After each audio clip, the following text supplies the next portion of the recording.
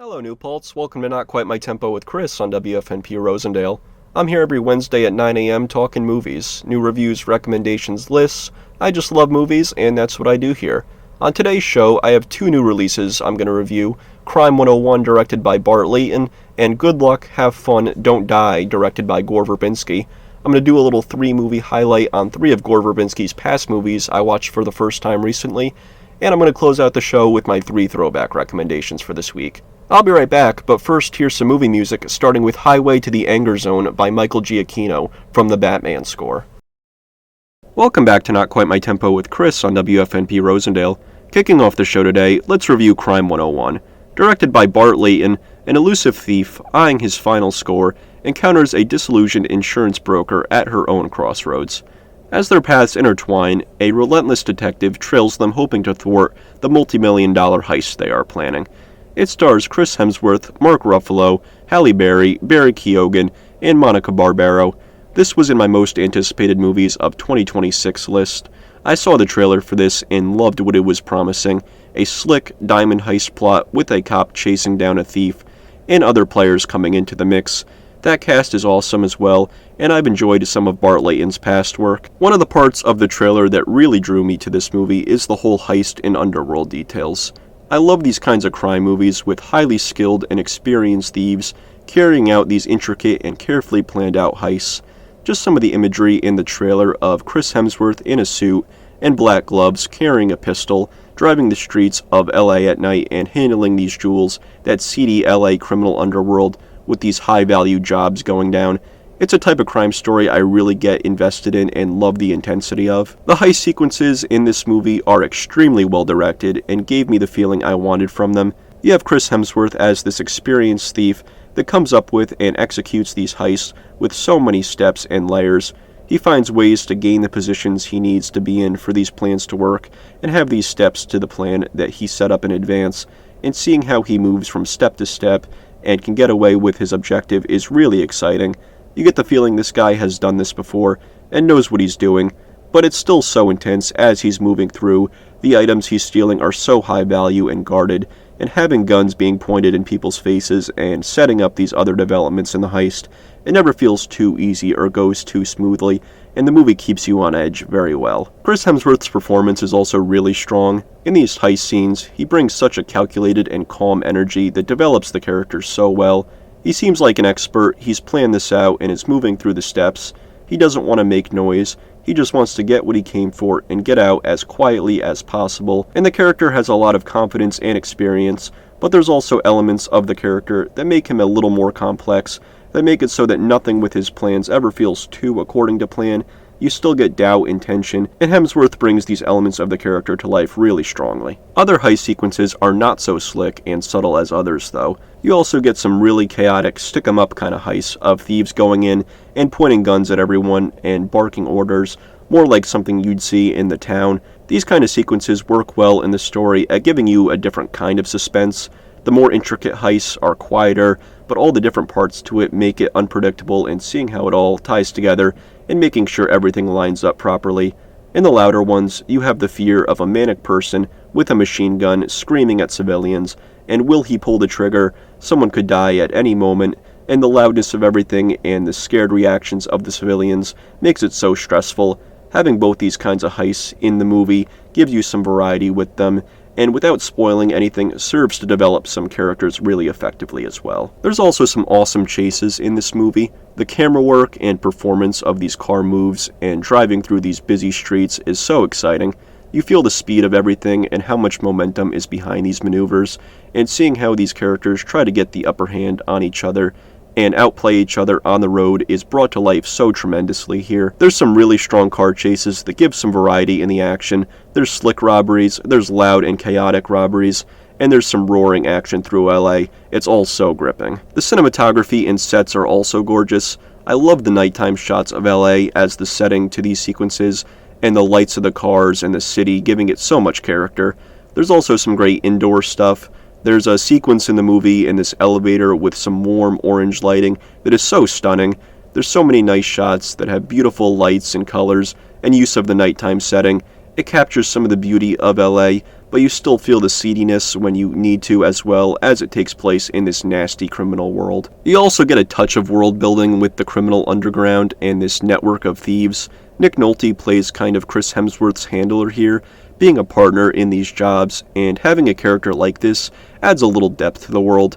It's not super detailed, and Nick Nolte isn't in that many scenes, but this role works well in how it ties some of the plot together and adds some character to everything. Another big part of this story is the police investigation side of things. In this movie, you get Mark Ruffalo as the cop tracking down Chris Hemsworth's character. It's another element of crime movies I really enjoy, the notorious thief that catches the attention of a cop that becomes obsessed with taking him down.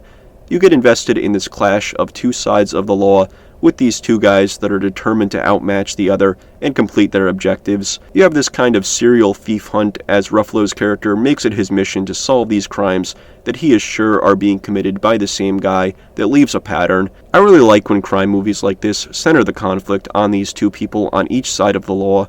It makes it feel more personal than a group of criminals against a whole police agency. You bring it down to this rivalry of these two men in this kind of battle, and you see how the methods and character of these men affect how they go after each other and what lengths they're willing to go to, and it makes it really interesting. I think the relationship mostly works really well. There's some moments later on in the movie and how the relationship progresses that don't hit as hard as they should. We'll talk about it more in a bit, but the movie touches on some deeper relationships with a few characters that feel underdeveloped, and certain moments with Hemsworth and Ruffalo's characters are less impactful because of this. The battle and rivalry works really well, but without spoiling, there's some other elements of their dynamic that needed more development. I did really enjoy Ruffalo's performance. His character is engaging in his side of the story as he's trying to catch his guy, convince his colleagues that he's onto something with his investigation. I really enjoy these investigation and analysis scenes of him laying out the evidence and tracking leads.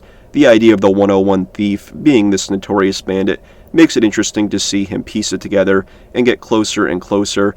It's a bit of an underdog, misfit dynamic with him and the rest of the police department, so you get invested in what he's doing as he's being mocked and looked down on, but will not back down from getting his guy. Another key part of this story is Halle Berry's character.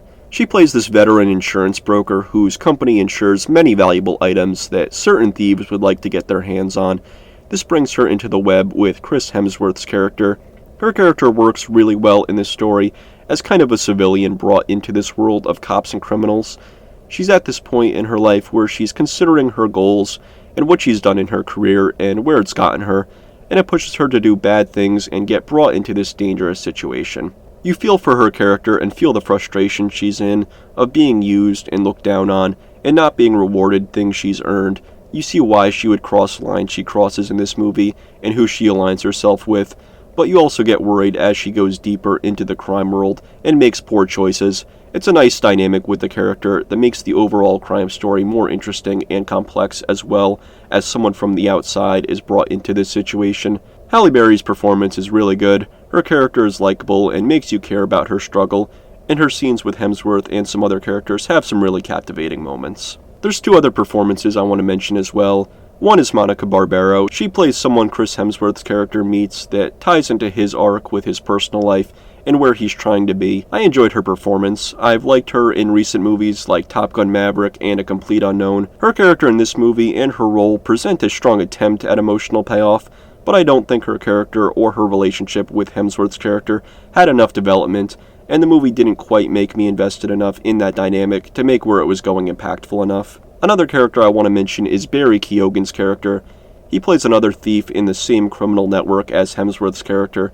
His character acts as a villain role and is a super violent and nasty person. Although they are both thieves, the two characters are differentiated very quickly, and it makes for a really strong source of conflict for Hemsworth's character, besides Ruffalo chasing him down as the lawman. The cops have to play by the rules and go through proper channels. Rival thieves do not have to do all that, so it makes his role and his threat really unpredictable and dangerous. I think what really works about this story is this web of several characters, some cops, some criminals, some being brought into all this for the first time, and they form alliances, try to stay one step ahead of each other.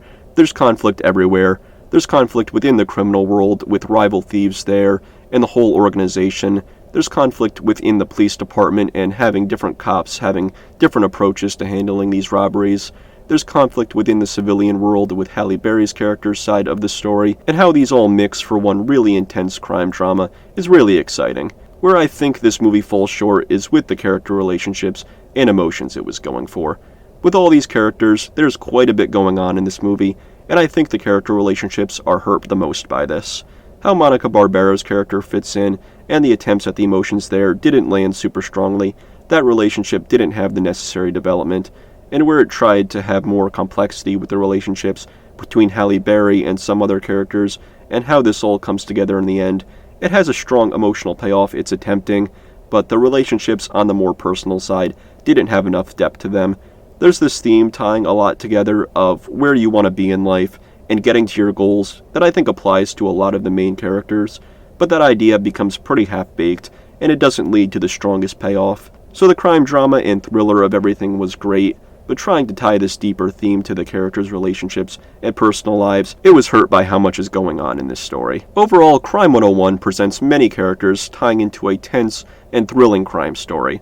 The heist and chase sequences are exhilarating, the performances are really engaging, the cinematography is stunning, and it keeps you invested in this complex story. The attempts at emotions and exploring themes were underdeveloped, and many character relationships didn't have proper time to be fleshed out.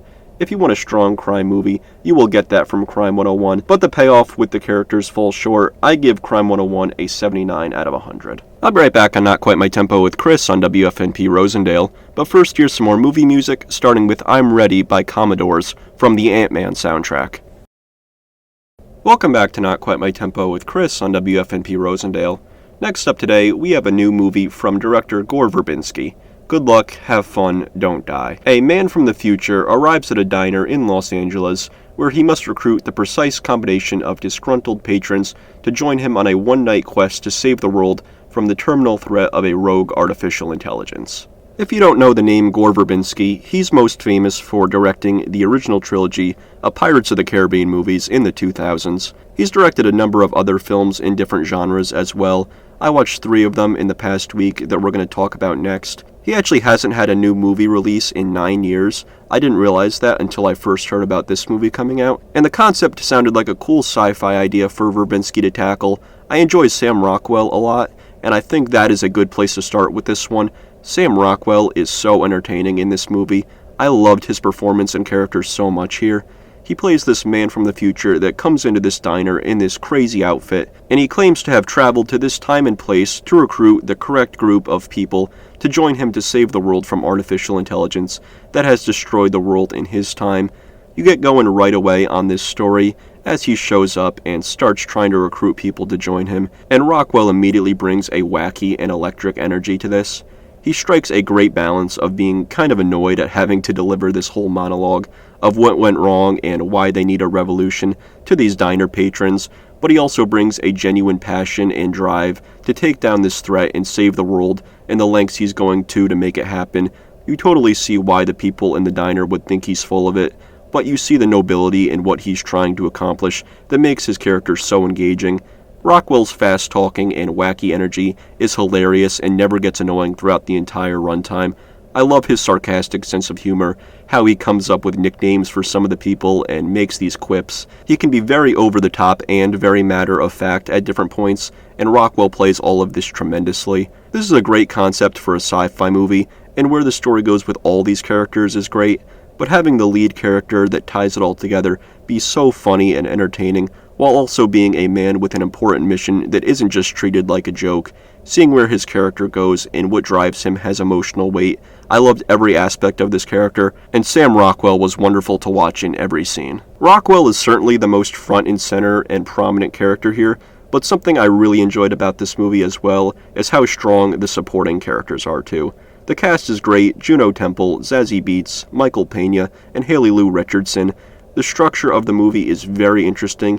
The main plot is the quest with the diner people, but throughout the movie you get flashbacks for different characters that reveal parts of their backstory and important events in their lives leading up to them meeting Sam Rockwell's character. I thought these flashbacks were really strong, and a really clever way to structure the movie. One of them is good, but definitely stands out as the weakest of them for me, but the others are very powerful and tackle the themes of the movie in really smart ways. Each of these flashback chapters tie into the very timely theme of this movie, the dangers of artificial intelligence and this addiction to technology. This is definitely a very wacky movie, but the way it depicts the way people use technology today and what purpose social media and things like doom scrolling have is so accurate at times and pretty scary. You kind of get sucked into these videos and start mindlessly scrolling to disengage from the world, and this movie satirizes and uses its high concept as a way to visualize the effects of that and how bad this constant disengagement and reliance on technology can be.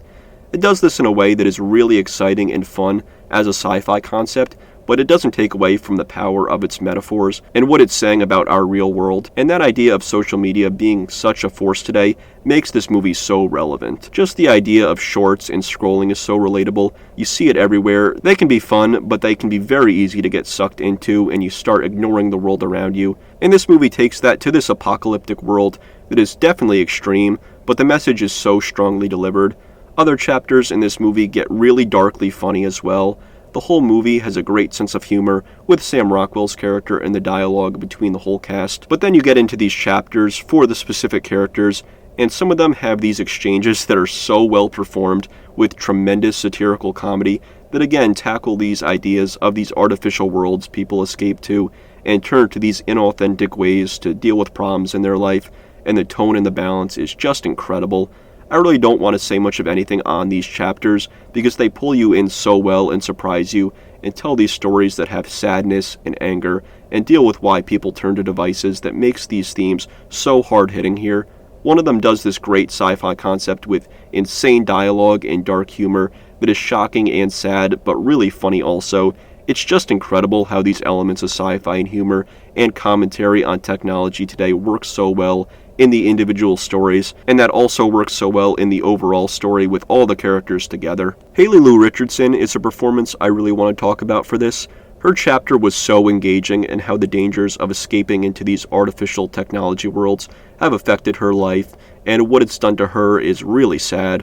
All of these characters and the backstories given tie into these ideas of technology and kind of working into their characters as they're recruited to fight with Sam Rockwell's character.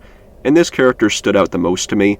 I love her dynamic with Sam Rockwell. Their back and forth is really funny, but gets deeper at times as well.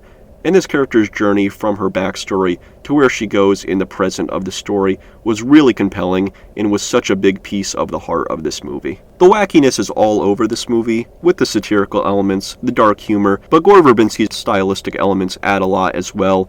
There's some great visual gags, and the way he focuses on little details of Sam Rockwell's actions and items being thrown around, it adds so much character and personality that was nice to have. It highlights the sillier elements of the characters and what they're doing, and are visually fun on their own. The cinematography and visuals are also great here. I love the greenish tint and the lighting of this diner set. The nighttime visuals of the characters going through the city have some nice use of lights.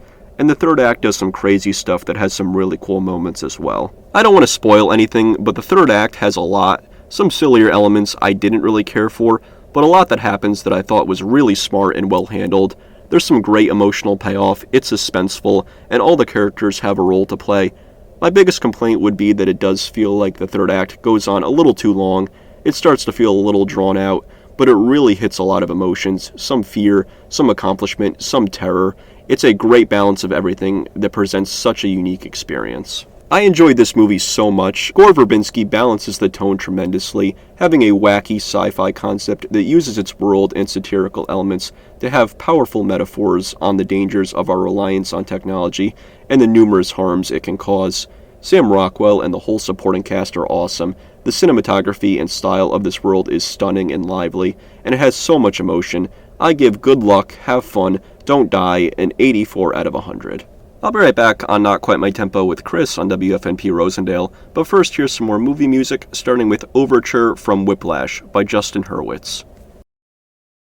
Welcome back to Not Quite My Tempo with Chris on WFNP Rosendale. Next up today, I'm going to do a little 3-movie highlight for 3 of Gore Verbinski's past directed films. Before watching Good Luck, Have Fun, Don't Die, and these 3 past films of his, The only others I'd seen of his were the original trilogy of Pirates of the Caribbean movies, so I wanted to check out some of his other non-Pirates movies and do little reviews on them here. I did this with Paul Thomas Anderson and Yorgos Lanthimos last semester, and I really enjoyed doing them. There's a number of actors and directors that I need to watch more of their movies, so I like doing these, especially when someone comes out with a new release that kind of gives me that reminder. Gore Verbinski was one of those directors for me. I definitely want to watch the rest of his movies now. I will have minor spoilers for each of these movies. The first movie I'm going to talk about here is 2002's The Ring. Have you heard about this videotape that kills you when you watch it? A journalist, played by Naomi Watts, must investigate a mysterious videotape which seems to cause the death of anyone 1 week to the day after they view it. I actually didn't know this was directed by Gore Verbinski until I looked up his filmography a few weeks ago. I had known of this movie. The girl from The Ring is probably its most iconic element that I'd seen referenced before in other things, and it was good to finally watch it. It's a solid, creepy horror movie. Right away, this concept of a tape that if you watch it, you'll die in 7 days is really unsettling. Like the tape can just be sitting on a shelf somewhere, and if someone puts it in and watches it, they're done for. It's this weird way of a very seemingly harmless and ordinary item being so dangerous, making it even creepier. And the actual video on the tape of these creepy black and white images and shapes gets under your skin. It's unsettling, and if there was a video that if you watched it you would die, I would think it would look something like this. For a marketing campaign of this movie, they played the video of the tape on TV broadcasts leading up to the release of the film, and wouldn't say what it was for at the time that it was marketing for the film. It would just show up on people's TVs. It's a cool idea, and the film was financially successful, making nearly $250 million at the box office. Besides the tape and the girl, there's not too much visual horror or straight up scares or kills, but it is strong as an investigation story. Naomi Watts as Rachel is good as this reporter character that is following the mystery of this tape with her ex-husband Noah, played by Martin Henderson. The two are decent characters to follow on this. They have history and care about each other, and there's that bit of debate at the beginning of the believer versus the skeptic about if the tape is actually causing these deaths, and seeing how creepier and creepier stuff keeps happening, like the distorted faces in the video, were cool details to have that show the mark this tape puts on people. There's some really engaging scenes of investigation and looking into other strange occurrences that are part of a larger and sinister history. The way it uses newspaper headlines and pictures and looking at old videotapes makes for a strong way to move the investigation visually and follow the characters making connections and progress. There's parts of the investigation that do become less interesting and start to drag a little, particularly towards the middle.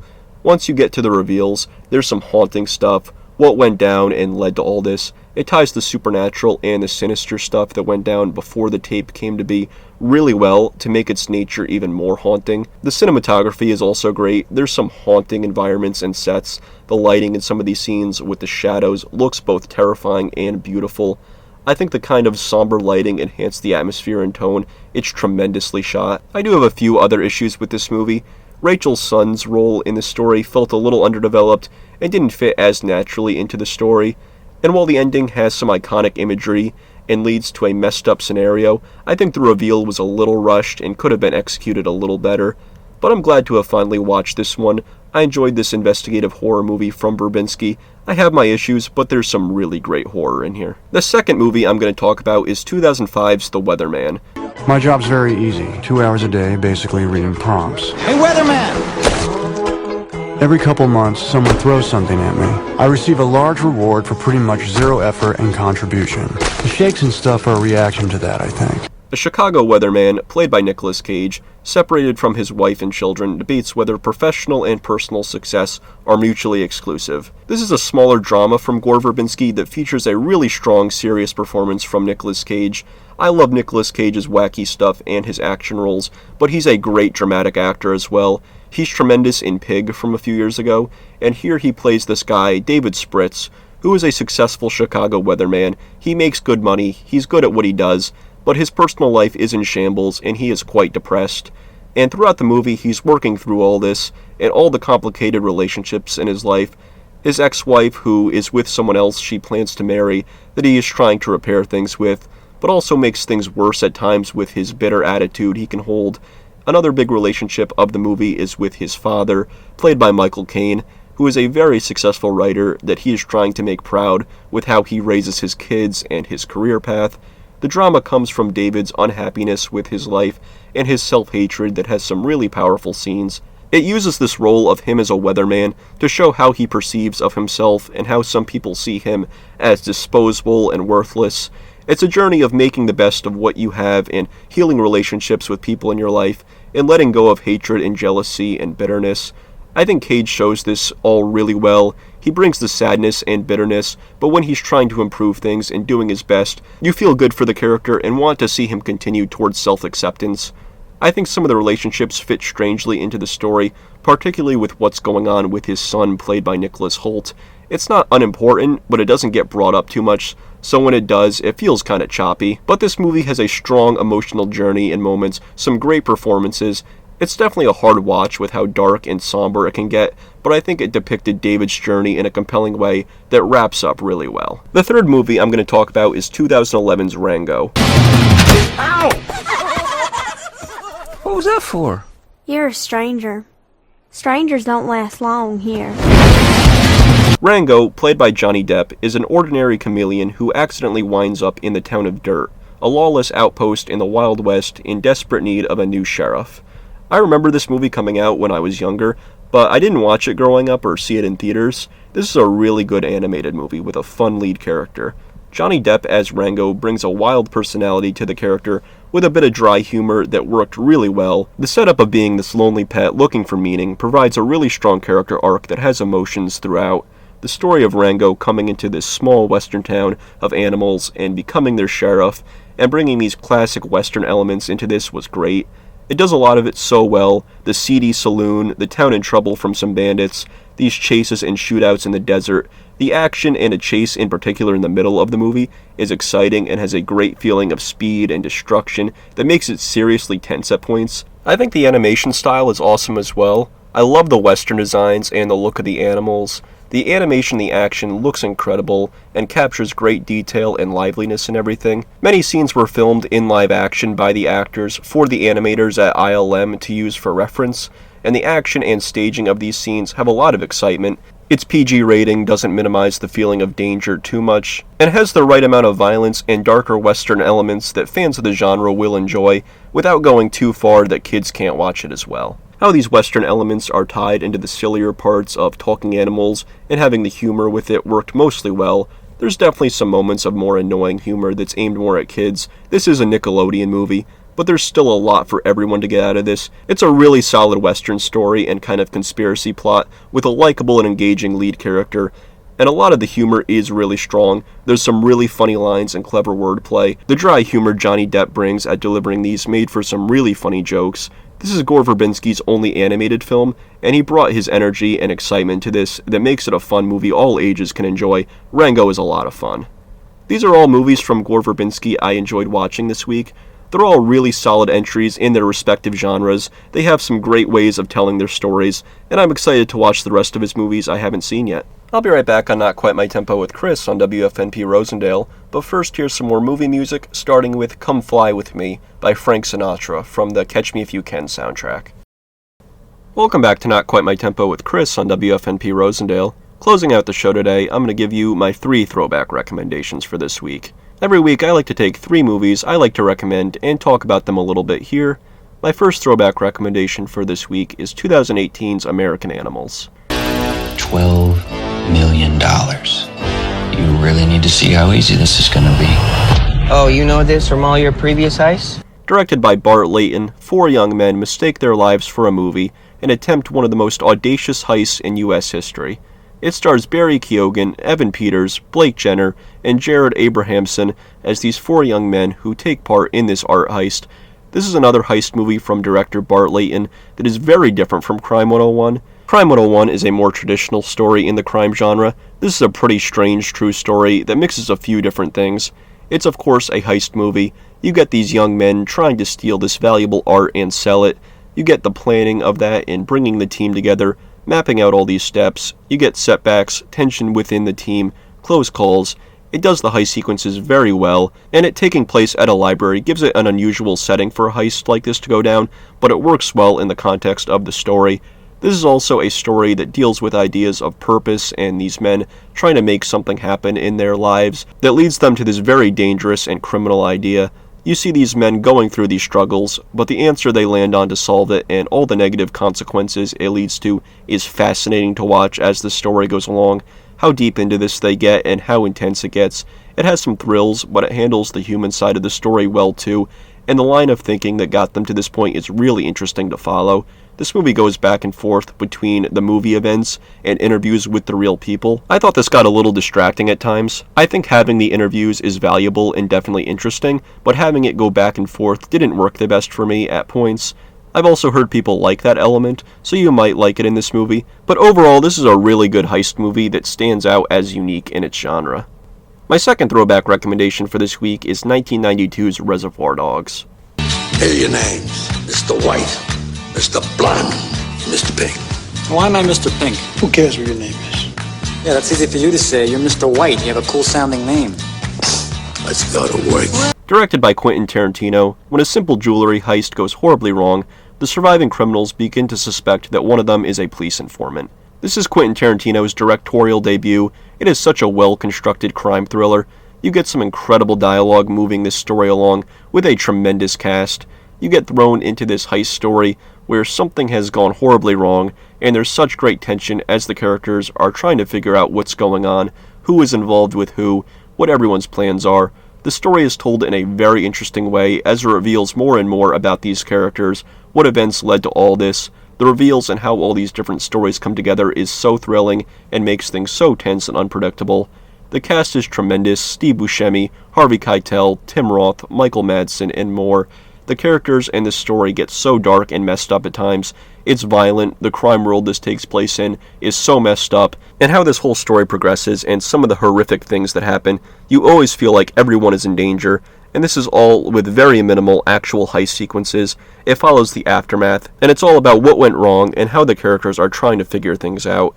This movie can be funny, there's so much personality and a really cool style and soundtrack, and the balance of humor with this dark crime story is handled so well. This is a tremendous directorial debut. I love Tarantino's movies. This is such a great thriller that does so much with dialogue and incredible storytelling and captivating characters. My third throwback recommendation for this week is 2002's Minority Report. We are arresting individuals who have broken no law. But they will. The fact that you prevent it from happening doesn't change the fact that it was going to happen. Directed by Steven Spielberg, John, played by Tom Cruise, works with the pre-crime police which stop crimes before they take place with the help of three precogs who can foresee crimes. Events ensue when John finds himself framed for a future murder. I rewatched this movie for the first time in a while recently. This is a really good Spielberg sci-fi movie. It's based off a story by Philip K. Dick. The idea of being able to predict crimes and stop them before they are committed is fascinating and explored so well in this movie. The way it visualizes generating these crime predictions, the precogs, the organization of this world, and how the rules work. It goes into the merits of this and how people are being arrested before they even commit a crime. It's a really cool blend of this police conspiracy movie and Tom Cruise being disavowed and on the run with this really futuristic sci-fi world with really cool visuals. There's these visuals of recreating the crime scenes, and the look of this technology adds awesome world building. There's some great sets. This whole chase and exploring more of this world is really exciting. The cast is really great. Tom Cruise as the lead is always exciting to follow being on the run. This is one of those Spielberg movies that, with how incredible his filmography is, does get overshadowed at times, but it's a really strong sci-fi movie that builds this fascinating world, presents moral dilemmas, has an awesome chase story, Tom Cruise in the lead. If you want a brilliant Philip K. Dick concept brought to life by Spielberg, you gotta check out Minority Report. It's a cool movie. So this week, if you want a unique heist movie with interesting themes and characters, watch American Animals. If you want an awesomely tense thriller, watch Reservoir Dogs. And if you want a fascinating sci-fi concept directed by Steven Spielberg, watch Minority Report. I'll be right back to close out the show, but first here's some more movie music, starting with Everybody Runs by John Williams from the Minority Report score. That's going to be it for me this week on Not Quite My Tempo with Chris on WFNP Rosendale. I'll be back next week with a review of John Patton Ford's How to Make a Killing and some more movie talk. You can listen to past episodes of the show on YouTube, and be sure to follow my Instagram for updates and more content. Both of those are Not Quite My Tempo with Chris. New episodes will be up on YouTube after they air on WFNP Rosendale, so this episode will be up very shortly, and I will be back next Wednesday at 9 a.m. Have a good week.